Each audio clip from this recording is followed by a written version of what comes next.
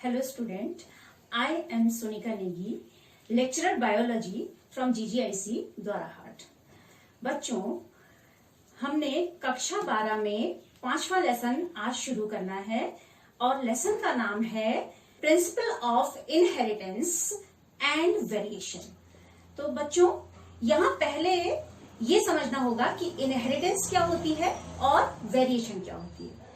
तो बच्चों, आपने अक्सर मन में आपके विचार आता होगा, वो हाथी शिशु हाथी को ही जन्म क्यों देता है, या आम के बीज से आम का ही पौधा क्यों होता है, मटर से मटर ही क्यों उत्पन्न होता है। ऐसे कई सारे विचार आपके मन में आते रहे होंगे।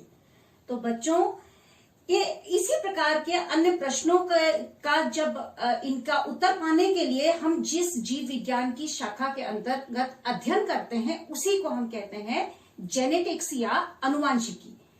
और इस जेनेटिक्स के अंतर्गत ही हम अध्ययन करते हैं इनहेरिटेंस और वेरिएशन का।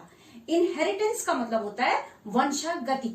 वंशागति का मतलब होता है कि कैसे कोई गुण जो है वो पेरेंट्स से उनकी संतान में जाते हैं, उनकी ऑफस्प्रिंग में जाते हैं। आपने ये भी देखा होगा कि कई बार कई जुड़वा ऐसे होते हैं जो एक दूसरे से बिल्कुल आइडेंटिकल होते हैं, देखने में बिल्कुल एक जैसे होते हैं, लेकिन वहीं पे कुछ ऐसे भी होते हैं जुड़वा जो कि एक दूसरे से भिन्न होते हैं। तो ऐसा क्यों होता है?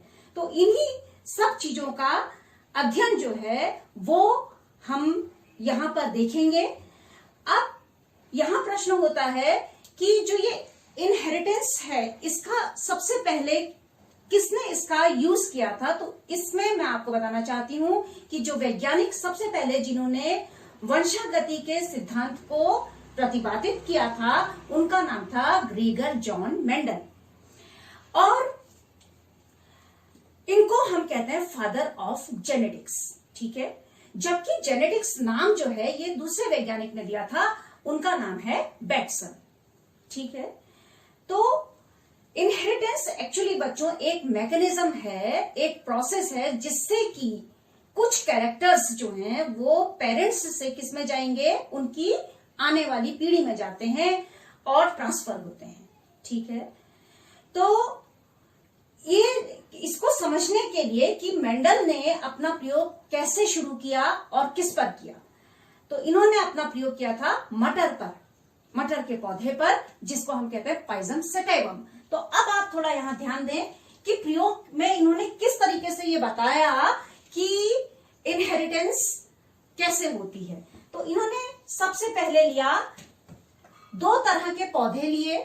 ठीक है, 2 तरह के पौधे लिए मटर के, एक लंबा पौधा लिया और दूसरा बौना पौधा लिया, टॉल एंड डॉर्फ। ठीक है, लंबा और बौना पौधा लिया। ठीक, अब जब इसके बीच में इन्होंने क्रॉस पॉलिनेशन कराया, ठीक है, कैसे होगा, ये मेल एक पौधा होगा, वहां फीमेल पौधा होगा, और इनके बीच में क्रॉस पॉलिनेशन कराया गया होगा, तो इन्होंने देखा कि पहली जनरेशन में जो जितने भी ऑफस्प्रिंग प्राप्त हुए वो सब के सब क्या थे, टॉल थे।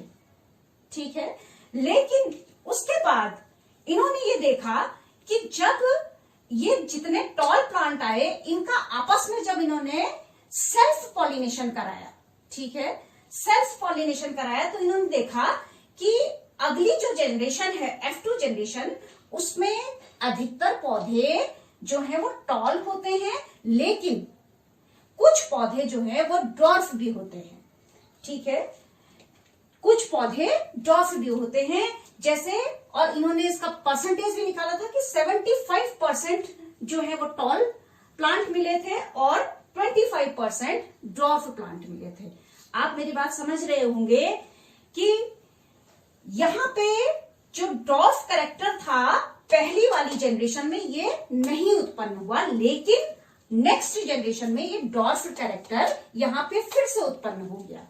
तो यहां से एक इन लोगों को, पुराने वैज्ञानिकों ने ये खोजा कि कोई ऐसा वस्तु है, कोई ऐसा तत्व है जो यहां पर छुप जा रहा है, ठीक है, और यहां पुनः प्रकट हो रहा है, ठीक है। तो इसी तत्व को, इसी वस्तु को आजकल हम जीन्स कहते हैं, और उस समय मेंडल ने इनको कहा फैक्टर, ठीक है। तो यहां से बात आती है जीन्स की, ठीक है।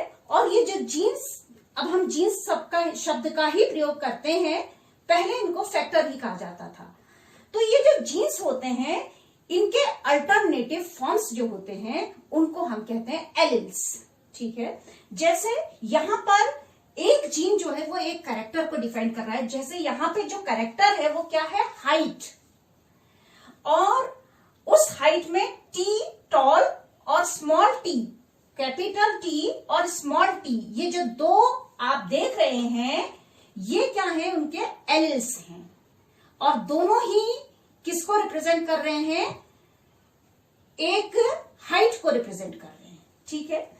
तो इस तरीके से हम जब अल्फाबेटिकली इनको लिखते हैं तो हम इस तरीके से लिखते हैं टी और टी, ठीक है। तो जब कैपिटल टी और स्मॉल टी से हम इसको रिप्रेजेंट करते हैं तो इसको हम कहते हैं हेट्रोजाइगस, ठीक है। तो ये जो फर्स्ट जनरेशन आई, इसमें सारे के सारे प्लांट टॉल थे बट हेट्रोजाइगस थे, ठीक है। लेकिन इसमें अगर आप देखें दोनों टी एक साथ रिप्रेजेंट करेंगे और यहां पे स्मॉल टी एक साथ रिप्रेजेंट करेंगे तो इनको हम कहेंगे होमोजाइगस, ठीक है। तो ये होमोजाइगस जो होते हैं ये प्योर ब्रीड होती है। जैसे जब मेंडल ने प्रयोग शुरू किया होगा तो ये जो टॉल प्लांट लिए, इनको कई जेनरेशन तक टॉल प्लांट्स को आपस में ब्रीड कराया होगा, सेल्फ पॉलिनेशन कराया होगा, तब ये प्योर ब्रीड मिली होगी। वहीं बोने प्लांट्स की भी प्योर ब्रीड मिली होगी। फिर उनके बीच में क्या हो रहा है, क्रॉस हो रहा है, और जो बीज उत्पन्न होंगे उनसे फिर ये जब इनको ग्रो किया तो देखा कि सारे के सारे प्लांट पहली जनरेशन में क्या मिले, टॉल मिले। तो बच्चों यहां पे मेंडल का पहला नियम हम पढ़ेंगे कि जो पहली जनरेशन है उसमें एक कैरेक्टर जो है वो डोमिनेट कर रहा है और दूसरा जो है वो छुपा रह रहा है, यानी कि वो रेसेसिव है। यहां पे टॉलनेस का कैरेक्टर डोमिनेट कर रहा है और डॉर्फनेस का कैरेक्टर क्या है, छुपा हुआ है, ठीक है।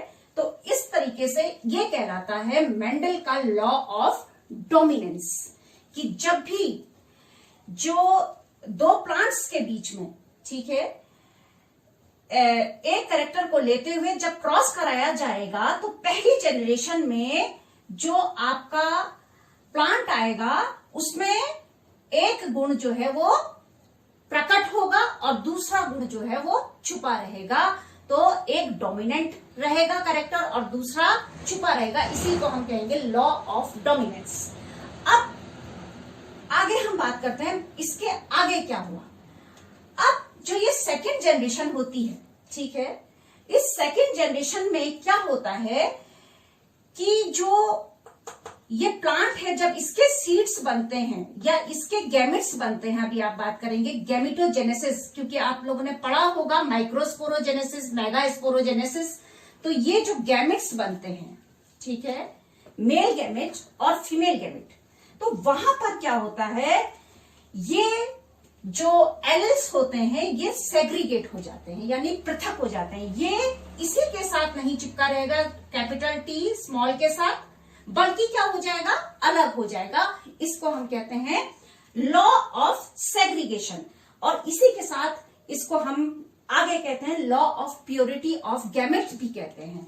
तो बच्चों अब क्या होता है, जब हम इनके बीच में क्रॉस कराएंगे, ठीक है, जैसे टी और कैपिटल टी के साथ क्रॉस कराया, जैसे इसके साथ कराएंगे क्योंकि इसको हम एक को मेल मानेंगे एक को फीमेल मानेंगे, ठीक है। तो आप देखते हैं कि टी और capital T, T and small T, T and small T, T and both T small, यानी कि हम ये देखते हैं कि जो मॉर्फोलॉजिकली यानी कि बाहर से देखने पर, ठीक है, हम जब देखते हैं कितने परसेंट 75% जो है वो सारे के सारे प्लांट क्या दिखते हैं, हमको टॉल दिखते हैं, और केवल 25% जो है वो ड्वार्फ दिखते हैं, जो कैरेक्टर यहां छुपा हुआ था फर्स्ट जनरेशन में, ठीक है, और पेरेंट्स में था, वो यहां फिर से प्रकट हो गया।